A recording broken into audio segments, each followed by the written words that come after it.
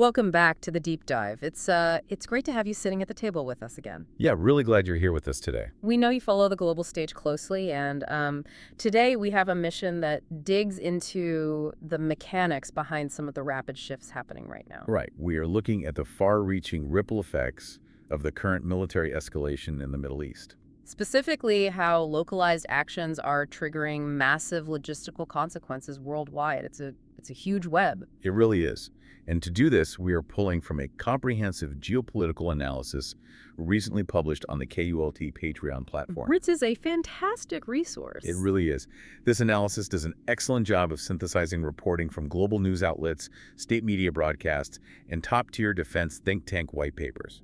So it's a highly detailed look at how military resources, diplomatic rhetoric, and industrial supply chains are reacting in real time to a rapidly changing environment. Exactly. But before we get into the weeds, we need to establish the framework for today's discussion.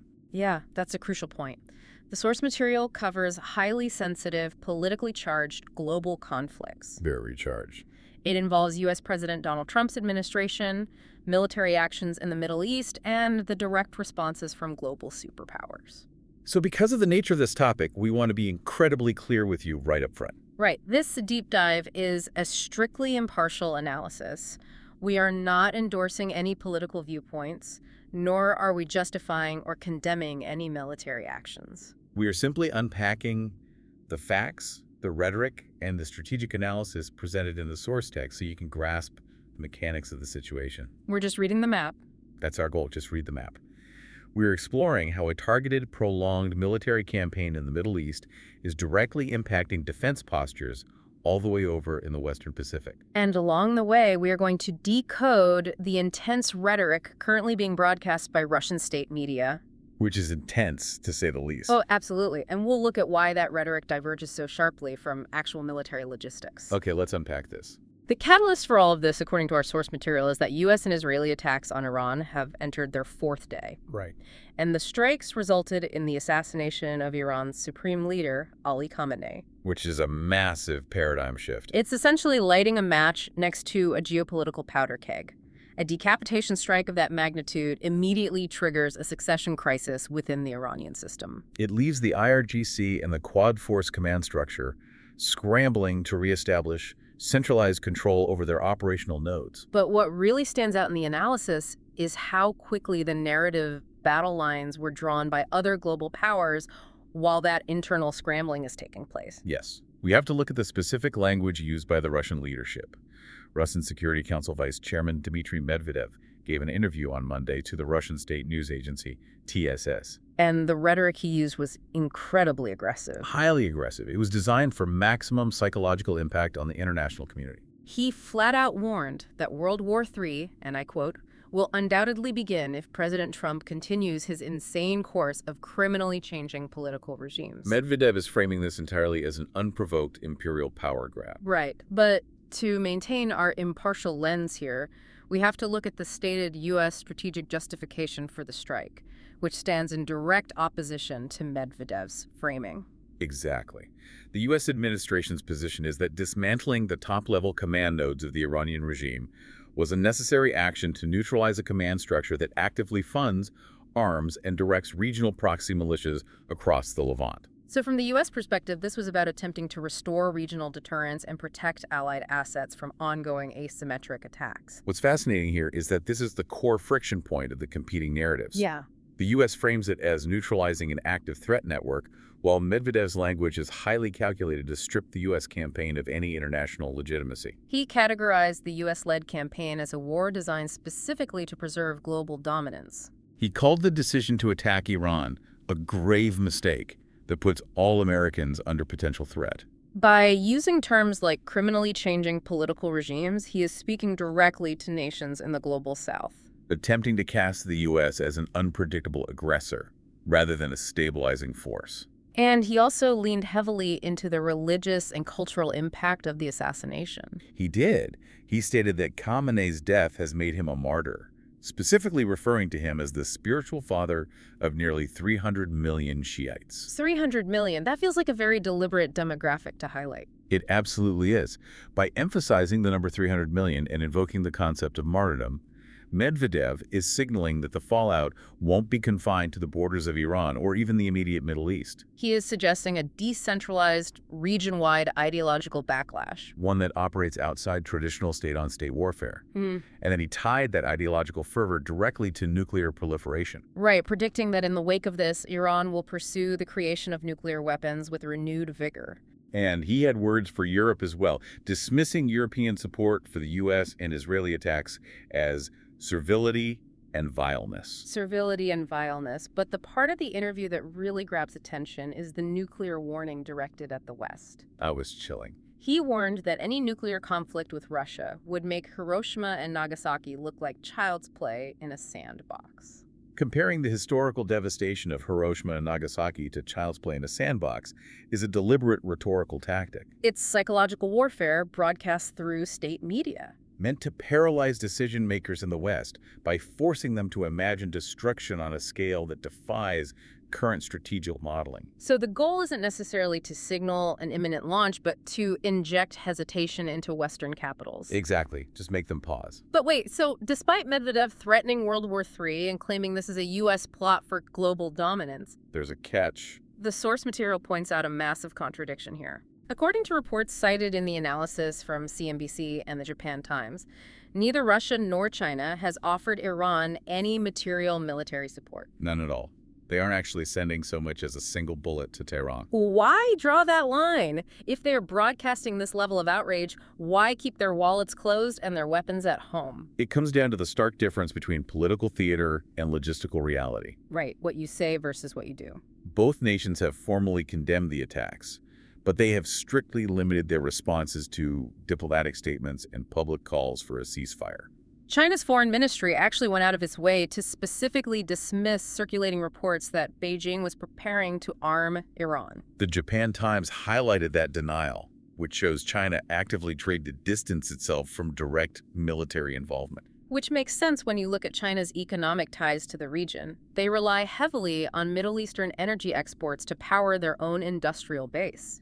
Getting dragged into a regional war, disrupting shipping lanes, or facing secondary U.S. sanctions does not serve Beijing's economic interest right now. And for Russia, they are already burning through their own domestic stockpiles of weapons and munitions for their ongoing conflicts, Their military-industrial complex is currently operating under heavy international sanctions. making it difficult to source the microchips and components needed for advanced weaponry. They simply don't have the surplus surface-to-air missile systems or fighter jets to spare for Iran, even if they wanted to provide them. This highlights a vital critical thinking skill for anyone following geopolitics and something we want you to keep in mind. You have to look at where the tanks are moving and where the weapons are shipping, not just what leaders say for the cameras. Because rhetoric is often used as a smokescreen or negotiating tactic. By not providing material support, Russia and China are signaling that while they oppose the U.S. actions diplomatically, they are not willing to risk their own finite military resources to defend Iran. They are content to sit back and watch the U.S. expend its resources instead. Which brings us to a fascinating dynamic regarding the global supply chain of high-tech munitions. Yes. Here's where it gets really interesting. If Moscow and Beijing are content to just watch, what is their play here? That's the big question. How does an extended U.S. military campaign in Tehran affect global military strategy, specifically regarding Taiwan? This is where we have to look at the industrial capacity required for modern warfare. Defense analysts are sounding the alarm regarding the rapid depletion of U.S. munitions. The Center for Strategic and International Studies, or CSIS, projected an incredibly sobering timeline. According to their data, which was highlighted in Air and Space Forces magazine, the United States would exhaust key long-range weapons within weeks in a hypothetical Taiwan conflict scenario. Within weeks, we are talking about highly sophisticated million-dollar systems. Things like Patriot PAC-3 interceptors, SM-6 missiles used by the Navy for fleet defense, and Tomahawk cruise missiles. You can't just flip a switch and manufacture more of these overnight. Not at all. The post-Cold War consolidation of the defense sector means there are fewer prime contractors making these specialized weapons. The manufacturing bottleneck for these munitions is severe. They require specialized, solid rocket motors, intricate guidance systems, and rare earth materials that rely on highly vulnerable, globalized supply chains. The defense industrial base takes years, not months, to ramp up production for these specific assets. And right now, those exact same limited stockpiles are being utilized for the campaign in Iran. The analysis from Focus Taiwan takes this a step further. They report that this prolonged Middle East campaign could severely weaken U.S. combat readiness in the Western Pacific. It is not just about the weapons currently being fired, it's about the backlog it creates in the manufacturing pipeline. Focus Taiwan notes this conflict could delay the delivery of crucial air defense systems that Taiwan is actively seeking to acquire to bolster its own deterrence. Because every interceptor fired to defend Allied airspace in the Middle East is an interceptor that cannot be stationed to the Pacific or delivered to Taipei. The analysis cites Yun Sun from the Stimson Center, Writing in Foreign Affairs, who introduces a concept that completely recontextualizes the situation.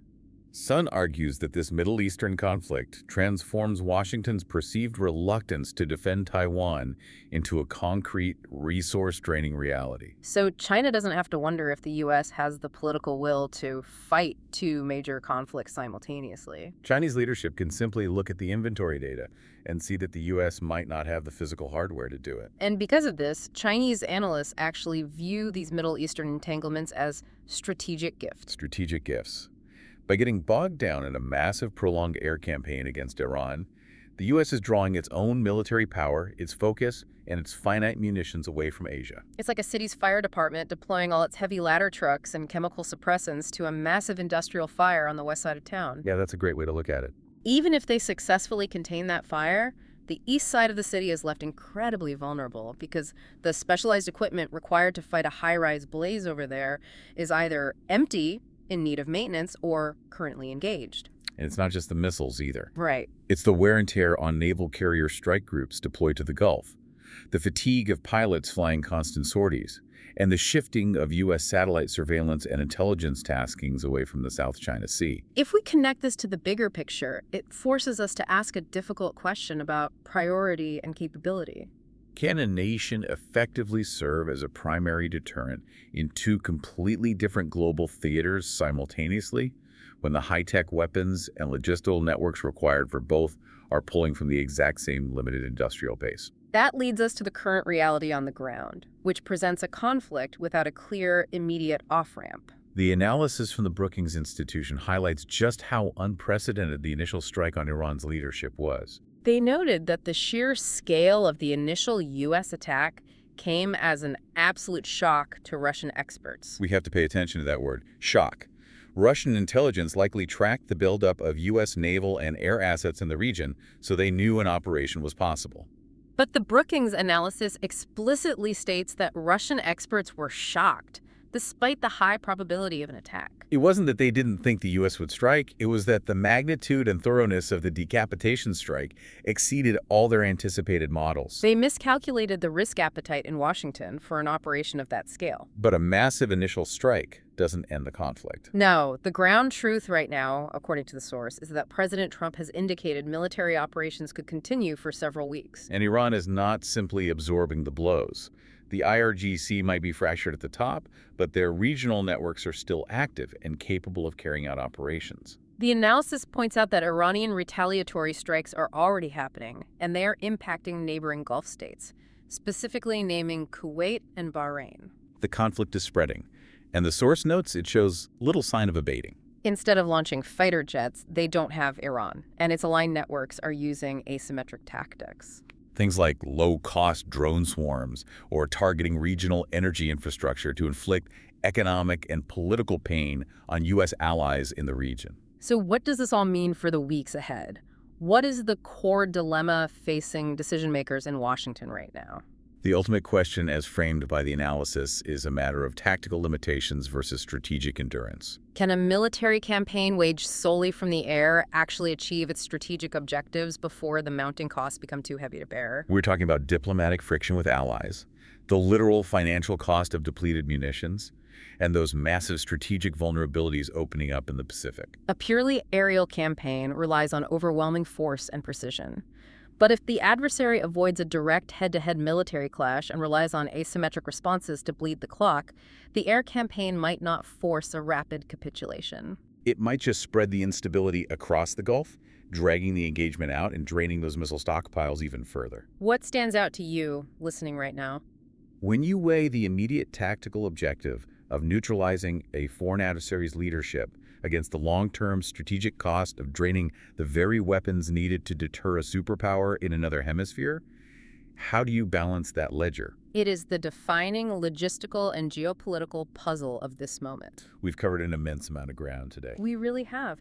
We started by looking at the U.S. and Israeli strikes that eliminated Iran's supreme leader, Ali Khamenei. We examined the aggressive rhetoric of Russian official Dmitry Medvedev warning of World War III. And we balanced that by looking at the U.S. administration's stated objective of neutralizing a hostile command structure that directs regional proxies. We also contrasted Medvedev's loud rhetoric with the quiet reality of global diplomatic responses. Noting that neither Russia nor China is actually providing material military support to Tehran, prioritizing their own domestic stability and economic interests instead.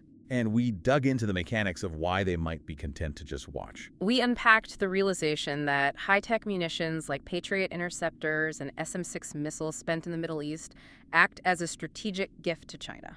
By draining long-range weapon stockpiles and straining the defense industrial base, the conflict inadvertently weakens the defense posture regarding Taiwan.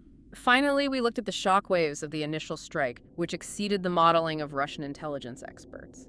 And the current reality of an expanding conflict, where Iran is utilizing asymmetric tactics against neighboring Gulf states with no clear end in sight. Understanding the news isn't just about knowing the names of the key players or the geographic locations of the strikes. It's about looking at the logistical supply chains and understanding what a prolonged engagement costs the world tomorrow. A headline about the Middle East is simultaneously a story about the industrial capacity in the Pacific. The supply chains of deterrence are completely globalized. A depletion of resources in one theater fundamentally alters the balance of power in another, regardless of the political rhetoric being broadcast on state media. Before we wrap up, we want to leave you with a final, lingering question to ponder on your own. Based on everything we've looked at in these sources today, consider this. If a superpower's military strategy relies on deterring major adversaries in multiple hemispheres at once, what happens when a prolonged air campaign forces them to finally choose which hemisphere matters more? It forces us to examine the physical limits of global power projection and the difficult choices that come when finite resources meet simultaneous global crises. Thank you so much for joining us for this deep dive. Keep asking questions, keep looking past the rhetoric, and always stay curious. We will catch you next time.